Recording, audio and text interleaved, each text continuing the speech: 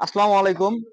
আজকের বিষয় হচ্ছে কিউরিং কি এবং কিউরিং কাকে বলে এবং কোথায় কোথায় কিউরিং করব এবং কতদিন ধরে কিউরিং করব এই বিষয় নিয়ে আলোচনা করব। এখন মূল আলোচনায় আসি, সেটা হচ্ছে কিউরিং কি। কিউরিং কি আসলে অনেকেই জানেন না যে আসলে কিউরিংটা কি।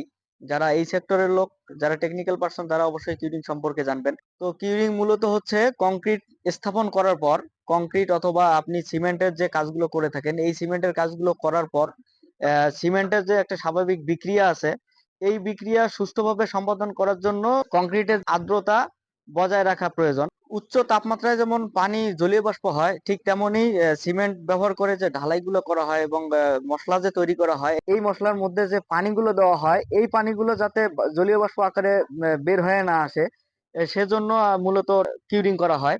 পানি দেওয়া হয়, যেটাকে সহজ ভাষায় বলা যায় যে পানি দেওয়া। কিউরিং কেন করা হয় এই বিষয়টা নিয়ে আলোচনা করি। সেটা হচ্ছে কিউরিং আসলে কংক্রিটের যে স্ট্রেন, এই স্ট্রেন সঠিকভাবে আসার জন্য মূলত কিউরিং করা হয়। এবং প্লাস্টারের ক্ষেত্রে একই নিয়ম। প্রথমে যেটা বললাম আর কি, যে সিমেন্টের একটা বিক্রিয়া আছে যেটাকে হাইড্রেশন বিক্রিয়া বলে। সিমেন্ট এবং পানি যে বিক্রিয়াটা হয়, এই বিক্রিয়াটা ফলে কিন্তু আমাদের এই ঢালাই এবং প্লাস্টারের শক্তি অর্জন হয়। তো এইটাকেই এই পূর্ণ শক্তি অর্জনের জন্য আসলে মূলত কিউরিংটা করা, যাতে কংক্রিটের ফুল স্ট্রেংথ আসে এবং প্লাস্টারের ক্ষেত্রেও যেন ফুল স্ট্রেংথটা পাওয়া যায়। যদি কিউরিং না করা হয়, এক পর্যায়ে দেখা যায় যে ফাটল ধরে যায় কংক্রিট। আপনি সিমেন্ট, বালু, পাথর এবং পানি সঠিক পরিমাণে সঠিক রেশিওতে ব্যবহার করার পরে যদি কিউরিং না করা হয়, সেক্ষেত্রে কিন্তু আপনার ক্র্যাক গুলো চলে আসে। শুধু ঢালাইতে ক্র্যাক আসে না, প্লাস্টারেও কিন্তু ক্র্যাক চলে আসে। এই ক্র্যাক চলে আসার মূল কারণ হচ্ছে কংক্রিটে হাইড্রেশন বিক্রিয়া হয়েছে, কিন্তু এতে পানি দেওয়া হয় নাই বা এর আর্দ্রতাকে ধরে রাখা হয় নাই। তখন দেখা গেছে যে আমরা যে মশলাগুলো তৈরি করছি, এই মশলার মধ্যে যে পানিটা ছিল, এইটাই তখন বিক্রিয়া হয়ে গেছে এবং এটা বাষ্প আকারে বের হয়ে গেছে। তো এই কারণেই মূলত এই ক্র্যাক গুলো আসে। আমাদের মূল থিওরি হচ্ছে, আমাদের সিমেন্টের কাজ করার পর, ঢালাই করার পর, প্লাস্টার করার পর আমাদের 24 ঘন্টা পর হতে বেশ কিছুদিন এটাকে ভিজিয়ে রাখতে হবে, 24 ঘন্টা। তো আমাদের যেহেতু প্রজেক্টে কাজ চলমান থাকে, আমাদের সাইটে প্রত্যেকটা কাজ চলমান থাকে, সেই জন্য আমরা 24 ঘন্টা ভিজাতে না পারলেও আমাদের 3 বেলা টাইম শিডিউল করে ভেজাতে পারি আমরা, সকাল, দুপুর এবং রাতে। সকালে কাজ করার আগে এবং দুপুরে লাঞ্চে যাওয়ার পরে এবং রাতে কাজ ছাড়ার পরে। তো এইভাবে কিউরিং করতে পারি আমরা। কিউরিং এর অনেকগুলো পদ্ধতি আছে। তো ইনশাল্লাহ আমি অন্য একটা ভিডিওতে আলোচনা করব যে আপনি কি কি উপায়ে কিউরিং করতে পারেন এবং কোন ওয়েদারে কিভাবে কিউরিং করবেন, ইনশাল্লাহ আগামী ভিডিওতে আপনারা পেয়ে যাবেন। তো এখন আসি আসলে কোনটাতে কতদিন কিউরিং করব। ঢালাইতে কতদিন কিউরিং করব, ছাদে কতদিন কিউরিং করব, কলামে কতদিন কিউরিং করব, প্লাস্টারে কতদিন কিউরিং করব। এবং আরেকটা গুরুত্বপূর্ণ বিষয় হচ্ছে, অনেকেই জানে না, টাইলসও কিন্তু কিউরিং করতে হয়। তো এখন প্রথমে যদি আসি, যে আমাদের ঢালাই যে যেগুলোতে হয়, আমাদের ঢালাই যে যে জায়গাগুলোতে হয়, যেমন ফাউন্ডেশনে হয়, কলামে হয়, বিমে হয় এবং ছাদে হয়। তো মূলত কলাম এবং ছাদে 21 থেকে 28 দিন কিউরিং করতে হবে। আমরা যেটা সাজেস্ট করি সেটা হচ্ছে 28 দিন। 21 দিন করলেও সমস্যা নাই, তবে 21 দিনের নিচে যেন না হয়, এই বিষয়টা খেয়াল রাখতে হবে।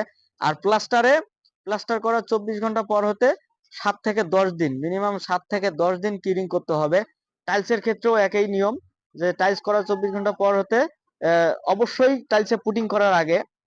আবার অনেকেই দেখা যায় যে পুটিং করার পরেই কিউরিং করে না, অবশ্যই টাইলসে পুটিং করার আগে 7 দিন পানি দিয়ে ভিজায় রাখতে হবে, জমিয়ে রাখতে হবে, যাতে টাইলসের ভিতরে যে মশলাটা আছে, এই মশলাটা যেন সঠিক স্ট্রেংথ পায়। তো এই নিয়ম অনুসারে যদি আপনি কিউরিং করেন, যে এই আমি যে নিয়মগুলোর কথা বললাম, যে কোনটাতে কতদিন পর্যন্ত পানি দিবেন, এই নিয়ম অনুসারে যদি আপনি কিউরিং করেন, ইনশাল্লাহ আপনার বিল্ডিং এর স্থায়িত্ব বাড়বে এবং আপনার যে ঢালাই গুলো আছে, প্লাস্টার গুলো আছে, এই প্লাস্টার গুলো স্থায়িত্ব বাড়বে। এগুলোর স্থায়িত্ব বাড়া মানে আপনার বিল্ডিং এর স্থায়িত্ব বাড়া। আপনি যতই ভালো ম্যাটেরিয়াল ইউজ করেন না কেন, এইটার যে প্রপারলি একটা গাইডলাইন আছে, এই গাইডলাইন যদি আপনি মেনে না করেন, দেখা যায় যে আপনি কাজটা দ্রুত করতে গিয়ে আপনার মালামাল সব ভালো দিলেন, আপনি কাজটা দ্রুত করলেন, দ্রুত করতে গিয়ে আপনি যে কিউরিংটা, এই কিউরিং এর বিষয়ে বেশি গুরুত্ব দিলেন না, সেক্ষেত্রে কিন্তু আপনারই ক্ষতি হয়ে যাবে।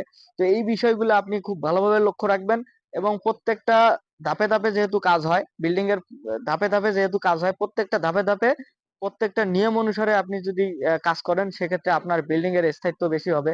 তো এই ছিল আজকের ভিডিও, আশা করি বুঝতে পারছেন। তো পরবর্তীতে আপনি কোন বিষয়ে জানতে চান আমাদের কমেন্ট বক্সে জানান, এবং আপনি যদি আমাদের চ্যানেলে নতুন হয়ে থাকেন, আপনার এই ভিডিওটা যদি নতুন দেখে থাকেন, তো চ্যানেলটি সাবস্ক্রাইব করবেন, এবং পাশাপাশি আমাদের এ কনস্ট্রাকশন এক্সপিরিয়েন্স নামে একটা ফেসবুক পেজ আছে। আমরা প্রতিনিয়ত প্রতিদিনের কাজের আপডেট এবং প্রত্যেকটা টপিকের বিষয়ে আমরা ভিডিও করে থাকি। আপনি চাইলে আমাদের ফেসবুক পেজটাও ফলো করতে পারেন। তো ভালো থাকবেন, সুস্থ থাকবেন এবং সঠিক নির্মাণ করেন, এটাই আমরা চাই। ধন্যবাদ। আসসালামু আলাইকুম।